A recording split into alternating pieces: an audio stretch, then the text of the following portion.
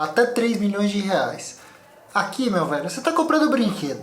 Aqui vai do seu gosto. Qual que é a proposta de uso? O que te emociona? Qual que é o seu sonho automotivo na garagem? Né?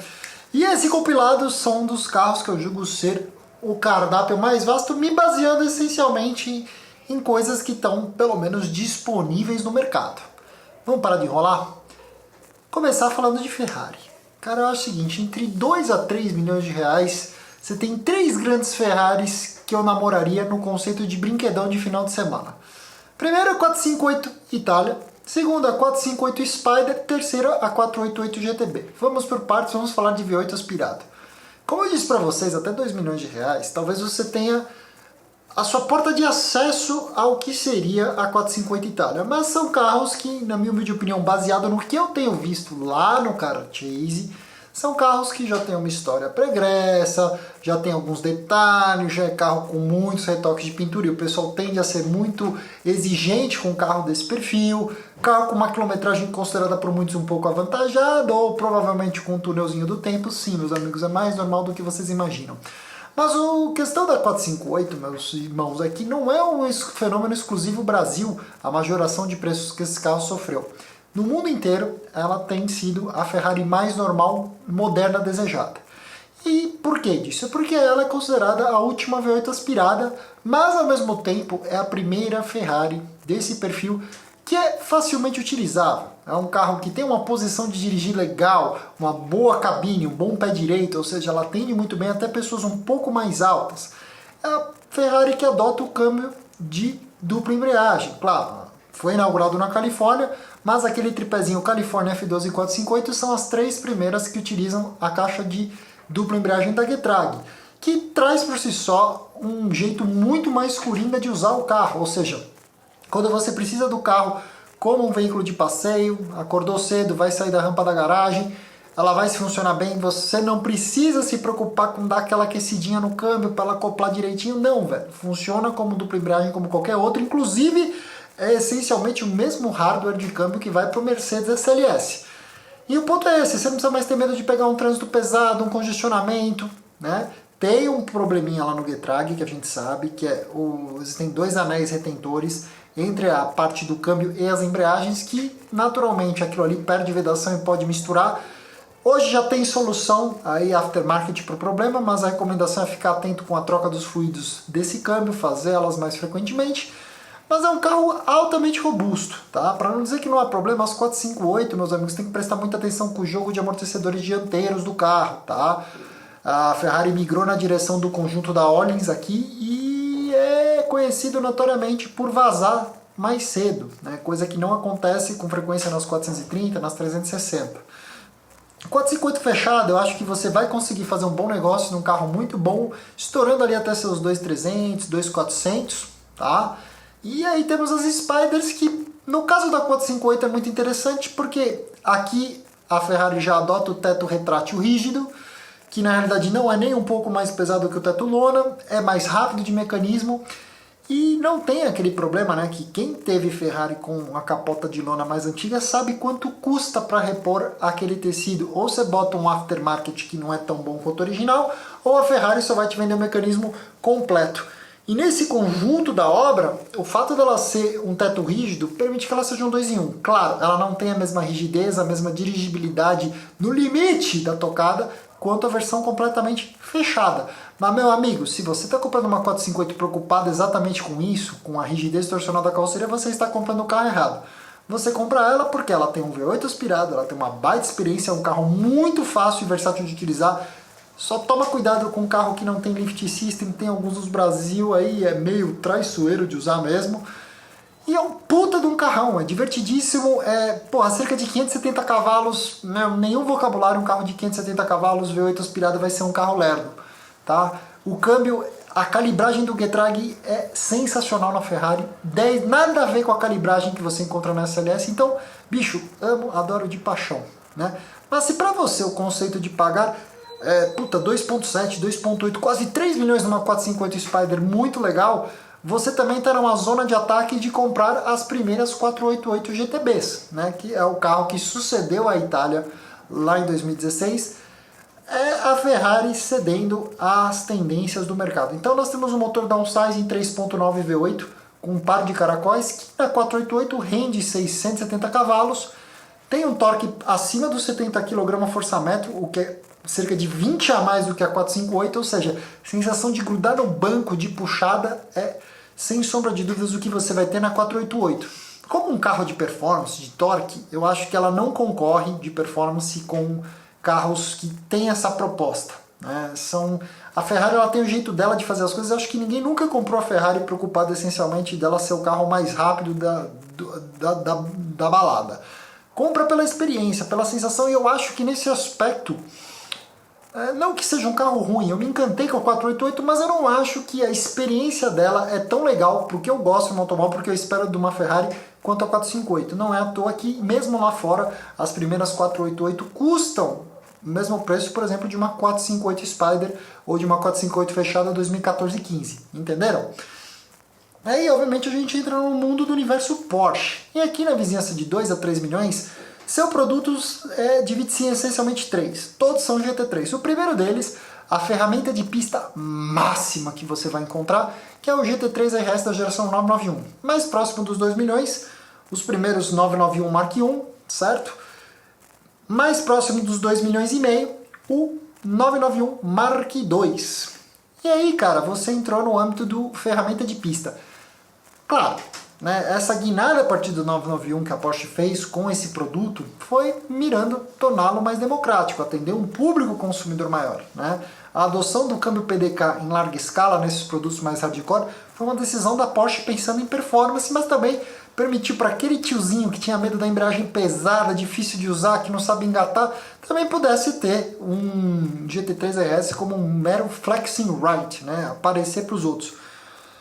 Qual que é o meu ponto? Né? Eu adoro o GT3 RS, velho. É uma máquina, tipo assim, tive a chance de dirigir o carro em autódromo. Velho, não tem defeito. Né? O ponto é esse, como uma ferramenta de pista, de autódromo, o carro é sensacional, velho. Se você quer um carro para você ir para um autódromo, andar o dia inteiro até cansar, sem parar, e o carro não te dá nenhuma surpresa, nenhum susto, desde que você use combustível bom e desde que você preste atenção no nível de óleo, bicho, é de outro planeta a experiência que você vai ter. E aí, obviamente, não dá para ignorar que você também está na zona de ataque do GT3 992. Aonde está saindo o negócio com o GT3 992, meus irmãos? 2.500 a 2.600 para os carros com o câmbio PDK, certo? Não adianta. Eu vejo o cara pedindo 2.900, 3, vai ficar lá fazendo esquentar showroom, vai ficar exposto o carro. Tá? De ter experiência, por exemplo, com o GT3 RS, de ter experiência, o 991 Mark II, ainda não dirigi o 992, devo dirigi-lo esse ano, versus o GT3 992. A sensação que você tem com o 992 é que ele, se você vai usar em autódromo esse carro e você explora efetivamente todas as capacidades dele, você vai entender o que a Porsche fez. O que eu quero dizer? Por exemplo, o eixo dianteiro do carro, agora com o AA, ele tem muito menos oscilação em termos de cambagem, né? Ele tem muito mais estabilidade ali. Então o que acontece? Você tem muito mais precisão e controle com o que você faz exatamente com o eixo dianteiro do carro. Na medida que no RS, que ainda, no 9912, que é um carro que não tem o AA, mas tem muita borracha de contato com o solo, você tem aquela sensação de brigar um pouquinho mais com o eixo dianteiro, de apoiar um pouquinho mais o carro. E no 992 você entra mais cirurgicamente com o carro, você tem um movimento mais constante de volante. No fim do dia é tudo o mesmo motor. A Porsche mesmo no 992 manteve o PDK de 7 marchas e cara, é um carro brilhante, mas eu tenho a sensação que algumas pessoas já me reportaram isso, que como um produto para usar no final de semana, em rua, em estrada, e o pouco que eu andei com um Touring 992 também, nessas circunstâncias, o que eu pude perceber é um carro que tem muito barulho de rolagem, de rodagem de pneu. A cabine é um lugar mais busy, mais barulhento de ficar, entendeu? É um carro que se tornou um pouquinho mais chato, fez um pouco mais de sacrifício de usabilidade em prol de tudo que ele pode te oferecer hoje em dia. Acho adorável, acho sensacional, um tremendo produto nessa faixa de preço. E o último, aí a gente já entrando mais no âmbito que, cara, é mais sexo dos anjos, tá? Mas é acima dos 2,5 milhões, entre 2.600 até 2.900, que são os GT3 com câmbio manual. 992 GT3 com câmbio manual, acho difícil subir 3 milhões, mas não acho impossível. Mas você vai ter chances, eu sei de dois negócios que saíram com 9912 Touring no Brasil. Duas unidades foram vendidas recentemente aí abaixo dos 3 milhões, se não me engano entre 2.8 e 2.9. E existem também são 4 unidades de Touring 9912, né? E 4 unidades de GT3, que é essencialmente e substancialmente o mesmo carro, só que obviamente o GT3 convencional tem o rear deck lid, a asa traseira, ao passo que o Touring não, tá? Mas eu acho que na vizinhança de 2,5 a 2,8, 2,9 você vai dar com um carro desses com câmbio manual. Aí, obviamente, vamos falar de McLaren. McLaren, meus amigos, você tem duas grandes opções de carro para comprar nessa faixa de preço. Inquestionável, a 600 LT, ainda com motor 3.8, ela é o máximo da McLaren, né? Ela é o produto teoricamente semipista em cima da linha que vem 540C, 570S, temos a 600 LT. Tá? E aí tem a 620R também, que já é um nicho do nicho do nicho, mas 600 LT é um carro que, velho, honestamente, 600 cavalos, o motor é o 3.8 ainda, né? Nesses carros não é o 4.0. Ela tem 15 centímetros a mais de comprimento, uma suspensão muito mais calibrada, um carro muito mais pensado em te colocar a flor da pele, mas uma coisa é, McLaren é sinônimo de chassi monocoque em fibra de carbono. Essa é a montadora que transformou, não banalizou isso, mas mostrou que esse tipo de arquitetura não precisa ser exclusivamente reservada a hipercarros, tá? Então, cara, você tem uma sensação muito peculiar de direção nas McLarens, né? Você senta de um jeito que você é praticamente deitado num carro como se fosse um carro de corrida, por mais clichê que seja essa frase, mas o 600 LT é um carro que é na mão, é no chão, é rápido pra caramba, agressivo, mas você tá em controle da máquina o tempo inteiro. E obviamente, né, tem gente que vai te pedir mais de 3 milhões, mas você vai conseguir fazer bom negócio na 720S, que já é um carro com uma vocação mais estradeira, né, já é um motor 4.0, 720, né, S porque tem 720 cavalos, né, mas são números usualmente na roda, tá? Então, tipo, o carro é muito bruto, muito rápido. Não tive tanta oportunidade de andar com ela em estrada em alta velocidade, mas tive a chance de levá-la para o autódromo e andar, sentir o carro.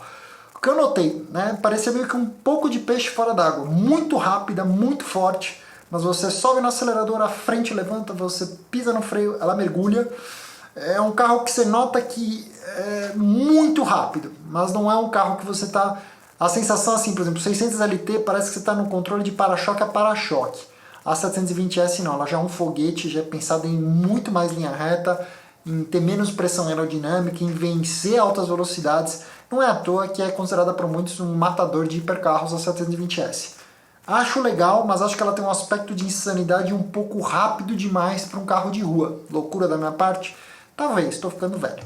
E obviamente, se você é família, você quer ainda assim curtir a experiência dessa vizinhança de valores e com sua esposa, com seus filhos, filhas, cara, eu acho que você tem duas grandes opções. Uma delas é a Lamborghini Urus, que eu particularmente acho difícil de justificar se a gente considerar que ela é a mesma coisa que uma chassi, suspensão, motor e câmbio de hardware, especialmente do que a Cayenne Coupé, a Turbo GT, por exemplo, ou do que o RSQ8. Eu acho que você tem essa experiência gastando muito menos dinheiro. Acho, inclusive, que o Cayenne Turbo GT é um carro muito mais brinquedo, divertido de andar do que uma Urus. Mas tem o flamboyance, tem o senso de ocasião de você ter um Lamborghini, né? E um Lamborghini sem o drama, né? Porque é um 4.0 V8 biturbo com um câmbio Tiptronic de 8 marchas. E, obviamente, acho que o carro família mais exquisite, mais exótico que você pode ter aqui é uma Ferrari FF, né? A FF, que também vem ali junto no embalo da F12 458 Califórnia, é a Ferrari familiar, 4 lugares, né? Apesar dela ser uma Sportback, ou seja, apenas 2 portas, ela tem quase 3 metros de entre-eixo, 2,99 m, um porta-malas ali um pouquinho abaixo dos 500 litros.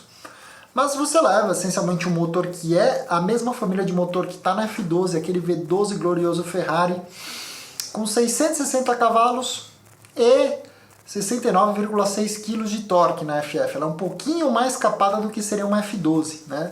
Também é um carro que é tração integral e é um pouco mais pesado. E essa tem uma vantagem nesse aspecto, porque se tem uma das críticas que eu faço da F12 é que ela é um carro razoavelmente perigoso, arisco e agressivo. Funciona muito bem numa estrada perfeita, dando umas bandolinhas em autódromo, mas na hora que você vai para o mundo de verdade, onde tem solavanco, bump e regularidade, eu particularmente acho a FF uma proposta um pouquinho mais adequada. Um pouco menos de força, tração integral. O que eu quero dizer? Talvez você explore mais o V12 aqui, além de poder levar a sua família junto.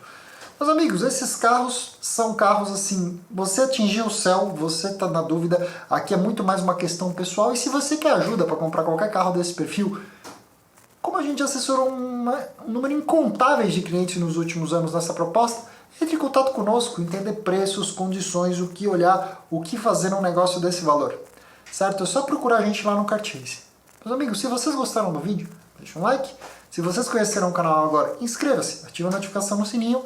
E nessa tela final vocês podem ver os 2 últimos vídeos que eu fiz por aqui.